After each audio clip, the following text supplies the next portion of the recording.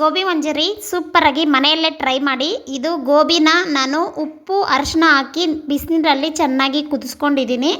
ಚೆನ್ನಾಗಿ ಅಂದರೆ ಅರ್ಧ ಕುದಿಸ್ಕೊಳ್ಳಿ. ಆಮೇಲೆ ಇದಕ್ಕೆ ಅಕ್ಕಿ ಹಿಟ್ಟು, ಕಾರ್ನ್ಫ್ಲವರ್ ಇಲ್ಲ ಅಂದರೆ ಮೈದಾ ಹಾಕ್ಕೊಳ್ಳಿ. ಆಮೇಲೆ ಶುಂಠಿ ಬೆಳ್ಳುಳ್ಳಿ ಪೇಸ್ಟು, ಗರಂ ಮಸಾಲ, ಖಾರದ ಪುಡಿ, ಉಪ್ಪು ಮತ್ತು ಸ್ವಲ್ಪ ಧನಿಯಾ ಪುಡಿ ಸ್ವಲ್ಪ ಎಲ್ಲ ಹಾಕ್ಕೊಂಡು ಮಿಕ್ಸ್ ಮಾಡ್ಕೊಳ್ಳಿ.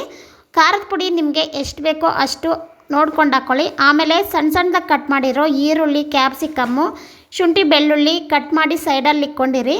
ಇದೆಲ್ಲ ಎಣ್ಣೆಯಲ್ಲಿ ಫ್ರೈ ಮಾಡಿದ್ಮೇಲೆ ಎಣ್ಣೆಯಲ್ಲೆಲ್ಲ ಕ್ರಿಸ್ಪಿಯಾಗಿ ಮಾಡಿಕೊಂಡು ಸೈಡ್ಗೆ ಇಟ್ಕೊಂಡು ಇವಾಗ ಒಗ್ಗರಣೆಗೆ ಈರುಳ್ಳಿ ಹಸಿನೇ ಇರಲಿ, ಸ್ವಲ್ಪ ಫ್ರೈ ಮಾಡ್ಕೊಳ್ಳಿ ಸಾಕು. ಶುಂಠಿ ಬೆಳ್ಳುಳ್ಳಿ ಸಣ್ಣದಾಗಿ ಕಟ್ ಮಾಡ್ಕೊಂಡಿರೋದು ಹಾಕ್ಕೊಂಡು ಹಸಿ ವಾಸನೆ ಹೋಗೋ ಗಂಟ ಫ್ರೈ ಮಾಡ್ಕೊಳ್ಳಿ.